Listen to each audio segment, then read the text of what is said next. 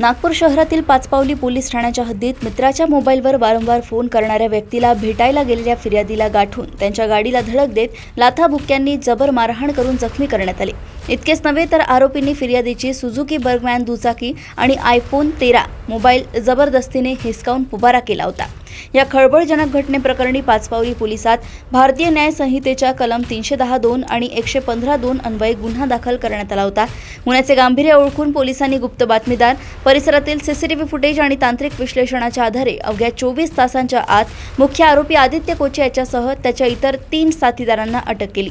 Police कोठडी दरम्यान आरोपींकडून गुन्ह्यात चोरीला गेलेली बर्गमॅन दुचाकी व आयफोन 13 जप्त करण्यात आला आहे। तसेच गुन्ह्यात वापरलेल्या 2 मोटरसायकल आणि 4 मोबाईल फोन असा एकूण 4,53,000 रुपयांचा मुद्देमाल हस्तगत करण्यात आला आहे। पोलिसांनी पाचपावलीच्या हद्दीतील राणी दुर्गावती चौक येथे 2 तारखेच्या रात्री एक इसमाला जबरदस्त मारहाण करून त्याचा मोबाईल आणि गाडी हिसकवून 5 ते 6 संशयित इसम हे फरार झाले होते।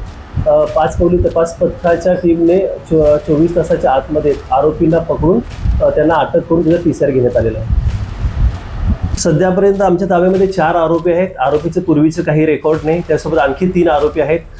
पकडलेल्या आरोपीमध्ये आहे आदित्य कोचे, अब्रार अन्सारी, अमित वानखेडे आणि साहिल तोफिक। हे 4 आरोपी सध्या आता आमच्या कस्टडीमध्ये आहेत। सध्या आरोपीकडून 4,53,000 रुपयाचा मुद्देमाल जप्त करण्यात आलेला आहे। त्याच्यामध्ये गुन्ह्यामध्ये वापरलेले वाहन, तसेच त्यांचे मोबाईल, तसेच फिर्यादीच्या जबरदस्तीनं घेऊन गेलेले एक वाहन आणि मोबाईल असा एकूण 4,53,000 रुपयाचा मुद्देमाल जप्त करण्यात आला आहे। संपूर्ण कारवाई माननीय CP साहेब यांच्या मार्गदर्शनाखाली जॉईंट CP साहेब, रिजन मॅडम, झोन 3चे DCP सर, तसेच ACP साहेब आणि पाचपावलीचे PI सर यांच्या मार्गदर्शनाखाली दिलीप पवार, प्रकाश पखान, वासुदेव जयपूरकर, अंकुश राठोड, आशिष बावनकर, अतुल फडतारे आणि प्रीती थोरात यांच्या टीमने ही कारवाई केली आहे।